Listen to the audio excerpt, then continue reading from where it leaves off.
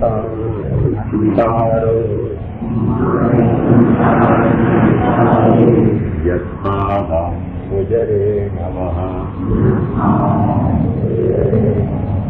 यानां तान्निजाचार्यान्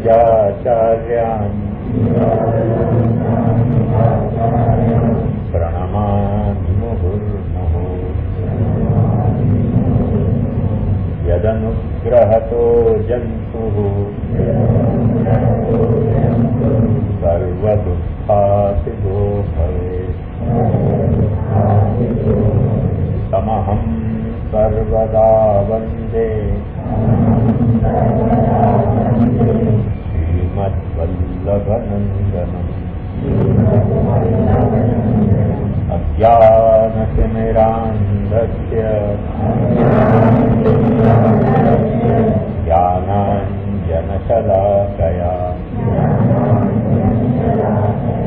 चक्षुरुन्मीलितं येन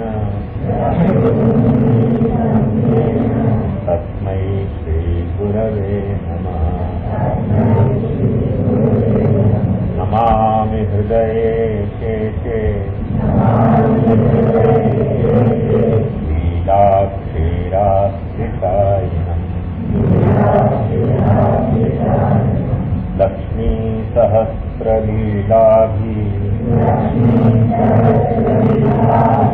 सेव्यमानं कलाभिः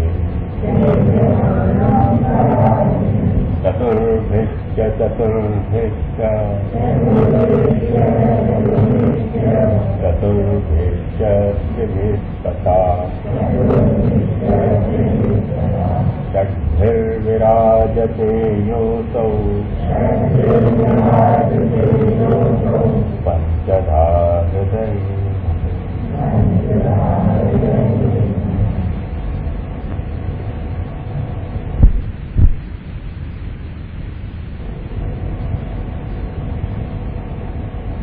ललित जी की इच्छा थी कि गए साल जो विषय अधूरे चुके हो वचनामृत को वहां तो बात को शुरुआत करूं, मेरी भी वही इच्छा थी और मैं वो वचनामृत कुछ लेके भी आया तो पर जहां से चुके तो वाक्य आगे के पत्ता भी लेके आया हूँ और वाक्य आगे के पत्ता लेके आया हूँ। अब वो मेरे पास यहाँ विषय तैयार नहीं है तो सब बातों से विचार करके और फिर मैंने सिद्धांत मनन कर रहे हैं तो गए साल जो प्रमेय रत्नारायण ग्रंथ छपे तो प्रमेय रत्नारायण ग्रंथ के अंतर्गत कई विवेक लालू भट्टी ने लिखे हैं। प्रपंच विवेक, जीव विवेक, मूल स्वरूप विवेक, अधिकार विवेक, पुष्टिगत अधिकार विवेक, सर्वात्मभाव विवेक, फल विवेक, साथी विवेक वगैरह वगैरह। वहां में कुछ फल विवेक नाम तो जो प्रकरण है और वह फल विवेक प्रकरण भी बहुत बड़ा कुछ है। वो अभी 4 दिन में कभी पूरा हो सके ऐसी कोई संभावना नहीं है। पर वह प्रकरण में एक विषय लालू भट्टी ने बहुत स्पष्ट छेड़ा है और वो विषय यह है कि अपनी जो भगवत सेवा अपन कर रहे हैं वो सेवा और क्या वक्त युद्ध में प्रभु प्रकटे व वक्त की जो कृष्ण लीला,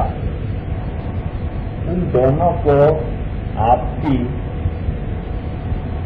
जैसे हाथ और हाथ से मोजा कैसे एक दूसरे से फिट बैठे हैं, समझे पाग और माथा कैसे एक दूसरे से फिट बैठे, कैसे एक दूसरे से फिट बैठे, ऐसे ये लीला और सेवा कैसे एक दूसरे से फिट बैठती चीजें हैं। वास्तव एक बहुत सुंदर लालू भट्ट जी ने विवेचना करी है और जो सेवा नहीं कर सके हैं उनको वाको लीला को क्या पहलू है वाको आनंद आवे है और जो लीला की विवेचना कर रहे हैं माने लीला को श्रवण कर सके हैं, कीर्तन कर सके हैं, मनन कर सके हैं, दान कर सके हैं, उनको वास्तु जुड़ी गई सेवा कैसे लीलात्मक है ये बात समझाने, ऐसे दोनों को ही समझा सके। जैसे जो सेवा कर रहे हैं वो अपनी सेवा कौन से लीला, समझो एक सेवा अपनी तलवार है तो कौन से लीला की म्यान में रखी गई है, ये बात को अपन को समझनी चाहिए। और समझो कि अपनी लीला को श्रवण कीर्तन स्मरण अपनी तलवार है, तो वो कौन से सेवा के म्यान में रखी गई है, ये बात को समझना चाहिए। ये तलवार की बात में क्यों ला रहे हूं, वो आपको कारण जैसे ये प्रकरण शुरू होगा तो आपको समझ में आ जाएगा। क्योंकि कोई चीज को काटे है, और वो कौन सी चीज को काटे है, चाहे तो भगवत लीला को श्रवण कीर्तन स्मरण, चाहे तो प्रभु की तनु इत्तेजा और भावात्मिका सेवा, वो कोई चीज को काटे है, जैसे तलवार काटे है। वो कटती चीज क्या है, जिजा तलवार से कट रही है। और जैसे हर चीज जुड़ने में ही फायदा नहीं है, कोई फोड़ा हो गया तो आपके कट जाने में भी फायदा है, नाखून भी बढ़ गए तो उनके कट जाने में फायदा है, कोई चीज के जुड़ने में फायदा है, कोई चीज के कटने में फायदा है। जो लोग आप पेड़ उगाते होगे तो आपको ख्याल होगा तो पेड़ की जा वक्त अपन है तो वो कलम नहीं करें तो पेड़ खुद मुरझाए सो जाए, और कुछ पेड़ की कलम अपन काटते रहें तो वहां में नई नई कोपलें फूटे, नई नई डालियां आवे, नया नया उत्साह आवे, पेड़ को फल या फूल नहीं उगतो हो तो उगने लग जाए। तो ऐसा नहीं है कि पेड़ काटना बुरी चीज है और पेड़ को सिर्फ पानी पिलाते रहना चाहिए। भाई पेड़ की कलम भी काटते आना चाहिए, और पेड़ को कलम ही काटते रहो, पानी नहीं पिलाओ, खाद नहीं दो, तो भी बुरी बात है। तो हर चीज जो जीवन है अपना, वो या तरह से जैसे घोड़ा के आंख पर अपन पट्टा बांध के दौड़ा में, ऐसे जीवन मनुष्य को कभी हो नहीं सके है। वहां में हर चीज को संतुलन होना चाहिए, और वो संतुलन, लीला को संतुलन कैसे सेवा से है और सेवा को संतुलन कैसे लीला भाव से है, यह बात को लालू भट्टी ने बहुत खूबसूरती से समझाया है। और अपन क्या कर सक रहे हैं, क्या नहीं कर सक रहे हैं, वो अपनी सीमाएं हैं, व्यक्ति सीमाएं हैं, पर अपन जो भी कर सकते हो वो अपन करें। जैसे अपन लीला पर श्रवण कीर्तन स्मरण कर सकते हो तो अपन यह बात को समझें कि सेवा वहां में कैसे सहायक हो सकेगी। अपन सेवा करते हो तो भी अपन यह बात को समझें कि हमें भगवत लीला को श्रवण कीर्तन और भावन कैसे अपनी सेवा को कैसे ऊंची गरिमा प्रदान कर सके है। ऐसे परस्पर पूरकता, जैसे पत्ता के दो भवन एक दूसरे पर खड़े हो जाएं, जैसे जो माने दरवाजा के या गुंबद की जो गिरती ढलती दीवारें हैं वो कैसे एक दूसरे के सहारे टिकी रहे हैं, ऐसे भगवत लीला और अपनी सेवा रूपी कृति कर्म कैसे एक दूसरे पर निर्भर हैं। माने भगवत लीला कुछ अपने कर्म पर निर्भर है, और अपने सेवा रूपी जो भजन रूपी जो कर्म है वो कैसे भगवत लीला पे निर्भर हैं, कैसे अन्योन्य निर्भर हैं। जैसे अपन यहाँ क्या कहें, जन्माष्टमी के दिन खुदड़ी फिरे ना, और तो क्या कहो यहाँ है खूंडी, तो जब तक अपन खूंडी फिरे तो यह बात को ध्यान से समझो कि कौन कौन पे टिक रहा है, दोनों एक दूसरे पे टिक रहे हैं। यदि दोनों में से कोई ने भी हाथ छोड़े हो तो एक बात समझो, दोनों ही गिरेंगे, क्योंकि दोनों एक दूसरे पे निर्भर हैं। सेवा लीला पे निर्भर है और लीला सेवा पे निर्भर है। एक बात समझो, भगवत लीला को अपन श्रवण कीर्तन स्मरण कर रहे हैं, कर पा रहे हैं, भावन कर पा रहे हैं, ये भगवान की कृपा है अपने पे, और सेवा जब वक्त अपन कर रहे हैं वो अपनी अपने पे कृपा है। लीला को श्रवण कीर्तन स्मरण भावन कर रहे हैं, सेवा तो कर ही नहीं रहे, तो मतलब क्या हो गया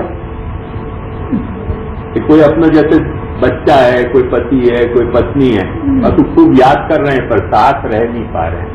साथ रहने तो एक दूसरे से बोरियत हो गए, मतलब कुछ गड़बड़ है ना।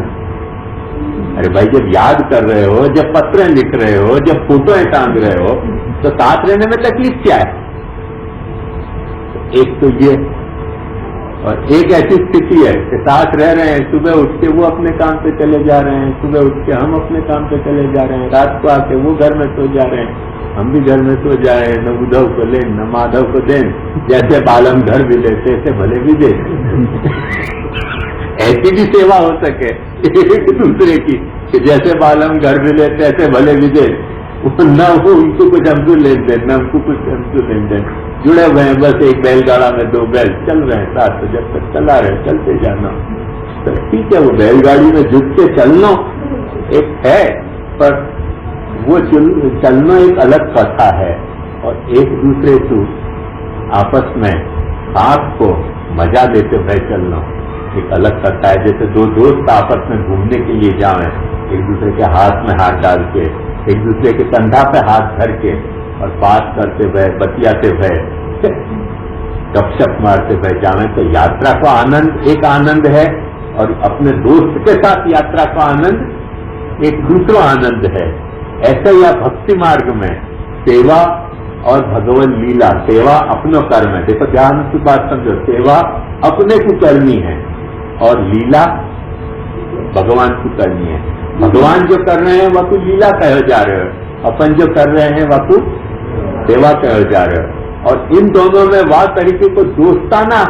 एक दूसरे के कंधा पे हाथ रख दिया जाए, तो भगवान अपने कंधा पे लीला को हाथ धर दें और अपन भगवान के कंधा पे सेवा को हाथ धर दें, और क्रिया भक्ति के मार्ग से भी अपन आगे चल रहे हैं, तो जो मजा आएगी या भक्ति के मार्ग की, वो भगवान को भी मजा आएगी और भक्त को भी मजा आएगी। वरना तो दो बैल जुट गए हैं बेचारे, या भक्ति मार्ग में बैलगाड़ा चल रहे हैं, पुष्टि मार्ग के महाप्रभु जी ने बैलगाड़ा चला दिया, तो चले भगवान भी जुटे हुए हैं, हमें क्या करें गरीब बेचारे,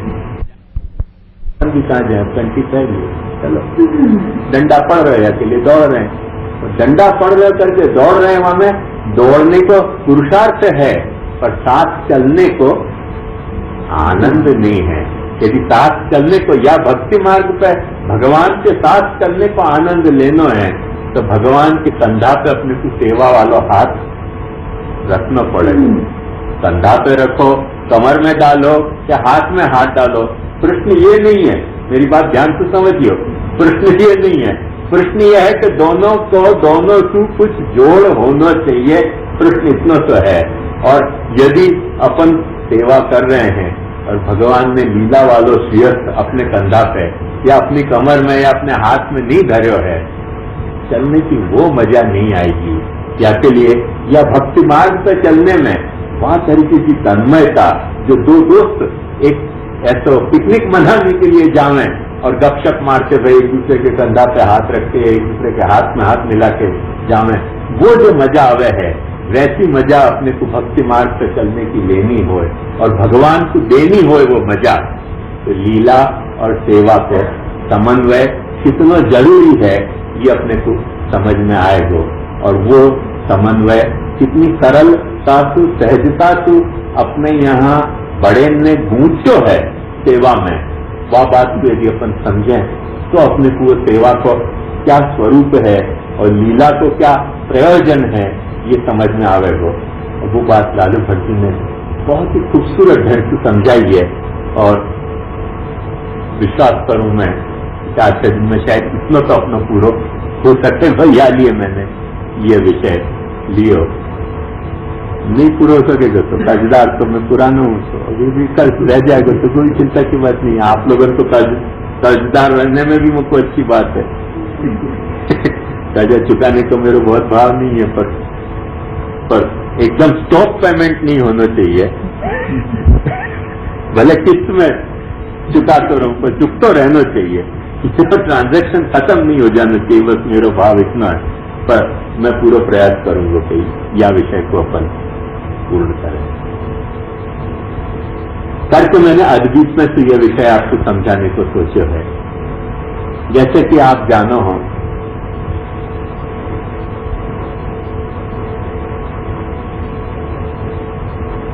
लालू भट्ट जी या ग्रंथ के प्रारंभ में थोड़ी सी ये बात समझा रहे हैं कि प्रभु की लीला चारों प्रकार की है। चारों प्रकार की है तो मतलब क्या, कि प्रभु की कुछ लीला तामस है, प्रभु की कुछ लीला